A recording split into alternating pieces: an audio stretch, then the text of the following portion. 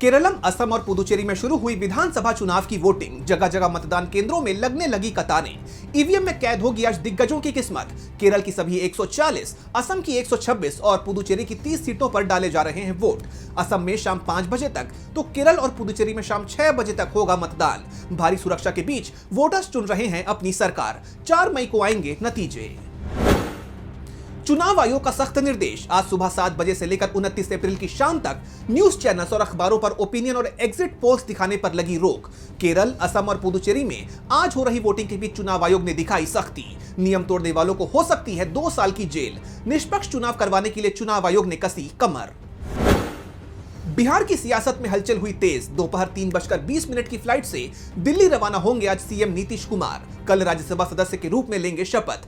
आज दिल्ली में ही जेडीयू की बुलाई गई है हाई प्रोफाइल बैठक। एक घटनाक्रम पर बिहार से लेकर दिल्ली तक के सियासी पंडितों की हैं निगाहें। अगले सीएम को लेकर चर्चा हुई तेज।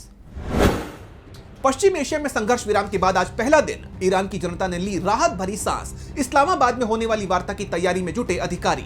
अमेरिकी राष्ट्रपति डोनाल्ड ट्रंप के युद्ध विराम की घोषणा पर ईरान के सुप्रीम लीडर मुश्तबा खामेनेई बोले कि यह युद्ध का अंत नहीं। सीज फायर के बावजूद क्षेत्र में तनाव जारी। उधर लेबनान में जारी रहे इजरायल के हमले। ईरान की चेतावनी की बेरूत में नहीं रुके हमले तो तेल अवीव में मचेगी तबाही। आज देश मना रहा है सीआरपीएफ का शौर्य दिवस। शहीदों की याद में पूरा देश दे रहा है सलामी। देश भर में वीरता पदक विजेताओं का होगा सम्मान। सीआरपीएफ की बहादुरी को आज फिर सलाम कर रहा है हिंदुस्तान। हर साल 9 अप्रैल को मनाया जाता है सीआरपीएफ का शौर्य दिवस।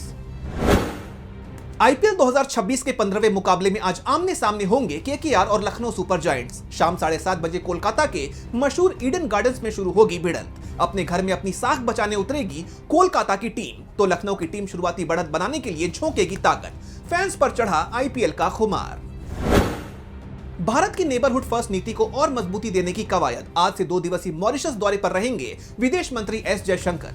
नवे हिंद महासागर सम्मेलन में द्विपक्षीय संबंधों की करेंगे समीक्षा। इसके बाद 11 अप्रैल को यूएई के लिए होंगे रवाना। सामरिक और रणनीतिक रिश्तों पर रहेगा फोकस।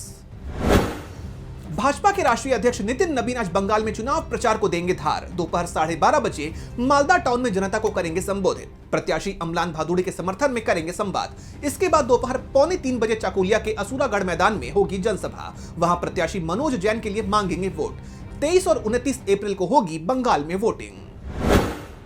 मिशन पोषण 2.0 के तहत देश भर में 23 अप्रैल तक चलेगा जागरूकता अभियान। इस बार का फोकस है बच्चों के शुरुआती 6 वर्षों में मस्तिष्क का विकास। शारीरिक और मानसिक नींव मजबूत करने के लिए सरकार ने बनाया मास्टर प्लान। कुपोषण मुक्त भारत के लक्ष्य को पूरा करने के लिए जन आंदोलन की है तैयारी।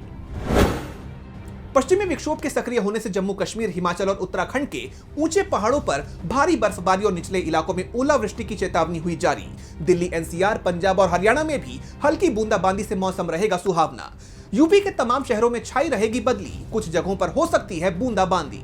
उधर बिहार, झारखंड और पश्चिम बंगाल में गरज चमक के साथ बारिश के हैं आसार। असम और मेघालय समेत पूर्वोत्तर राज्यों में आज भारी से बहुत भारी बारिश का रेड अलर्ट। दक्षिण में केरल और आंध्र प्रदेश के तटीय इलाकों में फुहारों से है राहत तो मध्य भारत के एमपी और छत्तीसगढ़ में धूल भरी आंधी चलने की आशंका।